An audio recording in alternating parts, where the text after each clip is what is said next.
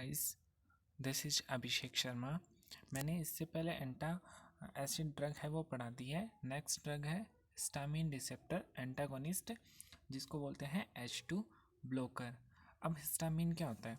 Histamine जो होता है वो न्यूरोट्रांसमीटर होता है, मतलब इसका एक नॉर्मल लेवल होता है। अगर हिस्टामिन का लेवल बढ़ जाता है तो क्या करता है, वो क्या करता है, जो गैस्ट्रिक एसिड, जो गैस्ट्रिक में एसिड जो बनता है, गैस्ट्रिक एसिड जो बनता है उसको बढ़ा देता है। ठीक है। दूसरा क्या करता है, वेसल्स जो होती हैं अपनी ब्लड वेसल्स, उनको डायलेट करता है। ठीक है। और तीसरा क्या करता है, जो अपनी जो ब्रोंक्यूल्स जो होती है ना, जो लंग्स के अंदर होती है, उनको क्या करता है, कॉन्स्ट्रिक्शन कर देता है। अगर इसका लेवल बढ़ जाता है तो क्या कर देता है, कॉन्स्ट्रिक्शन कर देता है। तो हिस्टामिन जो होता है उसका लेवल जब बढ़ जाता है तो क्या होता है, गैस्ट्रिक कंटेंट बढ़ जाता है, गैस्ट्रिक में एसिड का लेवल बढ़ जाता है, तब अपन को H2 ब्लॉकर देनी चाहिए, हिस्टामिन ब्लॉकर।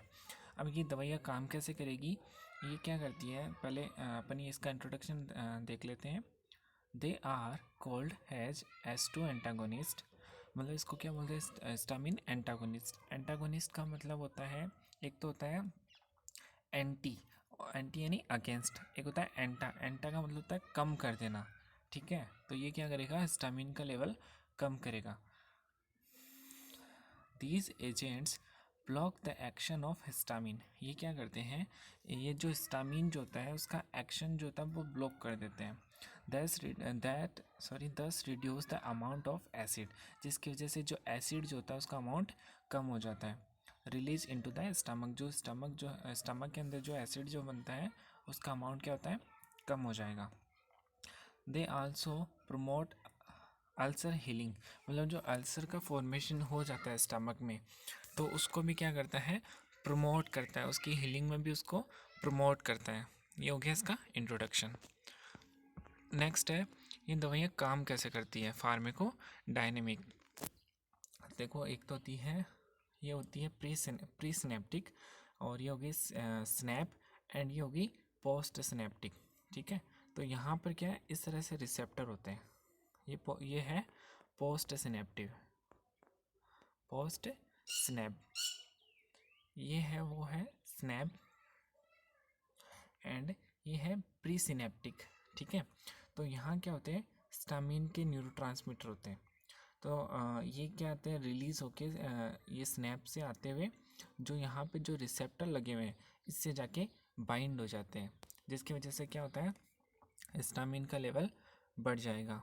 ये दवाइयाँ क्या करती है, दे इनहिबिट गैस्ट्रिक एसिड सिक्रेशन, मतलब ये क्या करेगी, जो एसिड जो बनता है स्टमक में उसको इनहिबिट करते हैं, उनके सिक्रेशन को क्या करेंगे, इनहिबिट करेंगे। कैसे करेंगे, by inhibiting the action of histamine, जो हिस्टामिन का जो एक्शन होता है, हिस्टामिन क्या करता है, सिक्रेशन बढ़ाता है, तो उसका जो एक्शन होता है उसको इनहिबिट करके जो H2 रिसेप्टर जो है वहाँ पे ये क्या करता है, उसको ब्लॉक कर देता है उस रिसेप्टर को।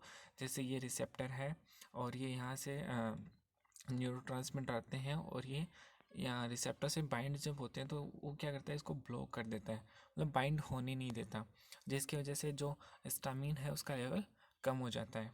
इन गैस्ट्रिक पेरेंटल सेल, तो ये क्या करते हैं, हिस्टामिन के जो रिसेप्टर होते हैं उनको ब्लॉक करते हैं, और एसिड सिक्रेशन जो होता है उसको क्या करते हैं, इनहिबिट करते हैं। ठीक है। नेक्स्ट है ड्रग्स के नेम है। फर्स्ट है सिमेटिडीन, फिर सेकंड है रेनिटिडीन, थर्ड है फोमिटिडीन, एंड फोर्थ है नेजेटिडीन। आप 3-4 बार रिपीट करोगे तो याद हो जाएगा, सिमेटिडीन, रेनिटिडीन, फोमिटिडीन एंड नेजेटिडीन। ओके। फिर है इंडिकेशन, यूजेस या फिर फार्मेकोथेरेपेटिक, मतलब कौन कौन सी कंडीशन में ये अपन दवाइयाँ यूजेस में लेते हैं। फर्स्ट है गैस्ट्राइटिस, गैस्ट्राइटिस मतलब स्टमक के अंदर क्या हो गया, इन्फ्लामेशन हो गया। एक एक चीज़ और है, जो हिस्टामिन होता है वो इन्फ्लामेशन में भी काम करता है। जैसे अपन को चोट लग गई, फिर इन्फ्लामेशन जो होता है ना वो हिस्टामिन की वजह से होता है। ठीक है। तो गैस्ट्राइटिस मतलब इन्फ्लामेशन ज़्यादा हो गया अगर स्टमक में, तब अपन ये H2 ब्लॉकर दवाइयाँ देते हैं। देन है पेप्टिक अल्सर, देन है रिफ्लेक्स इसोफेजाइटिस, मतलब क्या होता है, जो स्टमक का जो कंटेंट होता है, जब अपन ब्लीचिंग करते हैं, ब्लीचिंग का मतलब होता है जैसे अपन डकार लेते हैं, तो जो स्टमक का जो कंटेंट होता है वो हमारे गले तक आ जाता है, थ्रोट तक आ जाता है, जिसकी वजह से क्या होता है, इसोफेगस जो होता है उसमें इरिटेशन होता है, रिफ्लेक्स होते हैं, वो होता है रिफ्लेक्स इसोफेजाइटिस। ठीक है, जिसकी वजह से क्या होगा, इन्फ्लामेशन हो जाएगा इसोफेगस में।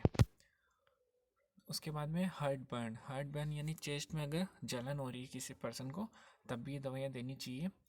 बट उससे पहले वो हार्ट का पेशेंट तो नहीं है ना, वो भी चेक करना चाहिए, क्योंकि मैंने इससे पहले वाले वीडियो में बताया था कि जो हार्ट का पेशेंट होता है उनको अपन ये एंटासिड वगैरह दवाइयाँ देते हैं, तो वो क्या करते हैं, इरेगुलर हार्ट बीट को कॉज करते हैं। तो हो सकता है हार्ट अटैक या एमआई पर्सन को आने वाला हो, जिसकी वजह से उसके चेस्ट में पेन हो रहा हो, तो अपन को ये दवाइयाँ नहीं देनी चाहिए, क्योंकि उससे रिस्क बढ़ जाता है। तो अपन को सबसे पहले तो पता होना चाहिए कि उसको किस वजह से चेस्ट में पेन हो रहा है। ठीक है, तो हार्ट बर्न की कंडीशन में भी ये दवाइयाँ देते हैं। और इंडाइजेशन मैंने प्रीवियस वीडियो में बताया था कि अपर एब्डोमेन में पेन होना, डिस्कम्फर्ट होना या बर्निंग सेंसेशन होना, वो होता है इंडाइजेशन। फिर है कॉन्ट्राइंडिकेशन या प्रिकॉशन, मतलब कब कब ये दवाइयाँ नहीं दे सकते। अगर पर्सन को हाइपर सेंसिटिविटी हो रही है, मतलब अपन जैसे ये दवाई देते हैं तो पर्सन को नोजिया हो रहा है, वॉमिटिंग हो रही है और स्वेटिंग हो रही है, इरिटेशन हो रहा है, एलर्जिक रिएक्शन हो रही है, मतलब हाइपर सेंसिटिविटी हो रही है, तब ये दवाइयाँ बंद कर देनी है। फिर है ब्रेस्ट फीडिंग वुमेन। इस ये मतलब क्या होता है, जो ब्रेस्ट फीडिंग वुमेन होती है उसके मिल्क के अंदर ये मिल जाता है, और बेबीज़ के जैसे बेबी शक करेगा, ब्रेस्ट फीड करेगा, तो क्या होगा, वो दवाइयाँ मिल्क के साथ बेबी के स्टमक में चली जाएगी, जो फिर बेबी को क्या करेगी, नुकसान करेगी। तो अपन को ये चीज़ ध्यान रखनी है। फिर है question of pregnant women. Pregnant women को भी दवाइयाँ नहीं देनी। क्यों नहीं देनी, क्योंकि ये दवाइयाँ क्या करती है, प्री टर्म डिलीवरी को खोज करती है, मतलब 9 महीने से पहले ही चांसेस बन जाते हैं डिलीवरी होने के, या फिर जो बेबी की जो ग्रोथ हो रही है उसको रोक देती है। ये दवाइयाँ बेबी के ग्रोथ को रेस्ट्रिक्शन कर देती हैं। ठीक है, तो उस कंडीशन में प्रेग्नेंट वुमेन है तो ये दवाइयाँ नहीं देनी चाहिए, बेबी की डेथ भी हो सकती है इसमें। फिर है एडवर्स इफेक्ट। एडवर्स इफेक्ट क्या होता है, पर्सन को डिजीनेस मतलब चक्कर आ सकते हैं, हेडेक हो सकता है, लॉस ऑफ लिबिडो, लिबिडो यानी loss of desire of sex, मतलब जो सेक्स की जो पर्सन की डिजायर होती है वो ख़त्म हो जाती है, उसको बोलते हैं लिबिडो। ठीक है, due to anti androgen action, मतलब ये क्या होता है, जो अपना एंड्रोजन होता है उसके अगेंस्ट काम करती है ये दवाइयाँ, जिसकी वजह से पर्सन का लिबिडो जो होता है वो लॉस हो जाता है। ठीक है, ये दवाइयाँ काम करती है। सिमेटिटीन जो होती है वो उसके लिए रेस्पॉन्सिबल होती है। फिर होती है फिर है कन्फ्यूजन, पर्सन को कन्फ्यूजन हो सकता है। और एक है गायनेकोमास्टिया। गायनेकोमास्टिया क्या होता है कि मेल होता है ना, उसके फीमेल के जैसे ब्रेस्ट ग्रोथ करने लग जाते हैं, मेल के जो ब्रेस्ट होते हैं वो ग्रोथ होने लग जाते हैं, उसको बोलते हैं गायनेकोमास्टिया। फिर उसके बाद में है ड्रग इंट्रैक्शन। ड्रग इंट्रैक्शन क्या होगा कि एंटा एसिड में इनहिबिट एब्जॉर्प्शन ऑफ एस्टो रिसेप्टर एंटागोनिस्ट, मतलब जो अपन हिस्टामिन की दवाइयाँ दे रहे हैं उसके साथ अगर अपन एंटा एसिड देंगे तो इसके एब्जॉर्प्शन में इनहिबिट, मतलब ये इसके एब्जॉर्प्शन में इनहिबिट कोज करेगी, तो उसके साथ में ये नहीं देनी है। दूसरा है कोई पर्सन सिगरेट अगर है, सिगरेट स्मोकिंग करता है तो इंक्रीज गैस्ट्रिक सिक्रेशन, जिसकी वजह से अगर पर्सन स्मोकिंग करेगा तो क्या होगा, जो एसिड जो होता है उसका सिक्रेशन बढ़ जाता है। तो अपन को पर्सन को टीच करना है कि स्मोकिंग नहीं करनी है, अल्कोहल को अवॉइड करना है। May decrease the effectiveness of एस्टो रिसेप्टर एंटागोनिस्ट, जो अपन दवाइयाँ दे रहे हैं उसका जो रेस्पॉन्स होता है वो कम हो सकता है। तो अपन को ये पेशेंट को ये बताना है कि ये दवाइयाँ नहीं लेनी है, मतलब स्मोकिंग के साथ में ये दवाइयाँ नहीं लेनी, स्मोकिंग नहीं करना है। फिर नेक्स्ट है नर्सिंग रेस्पॉन्सिबिलिटी। नर्सिंग रेस्पॉन्सिबिलिटी क्या है कि do not give an antacid within 1 hour of administration of एस्टो receptor antagonist, it may be decrease of the absorption, मतलब ये क्या करेगी, एक जैसे 1 घंटे के अंदर भी अपन को ये दवाइयाँ नहीं देनी। जैसे अपन ने एंटासिड दे दी, उसके बाद में अपन H2 ब्लॉकर दे रहे हैं 1 घंटे के बाद, तो भी ये दवाइयाँ अवॉइड करनी है, क्योंकि ये इसके एब्जॉर्प्शन में इनहिबिट करेगी या डिक्रीज़ करेगी।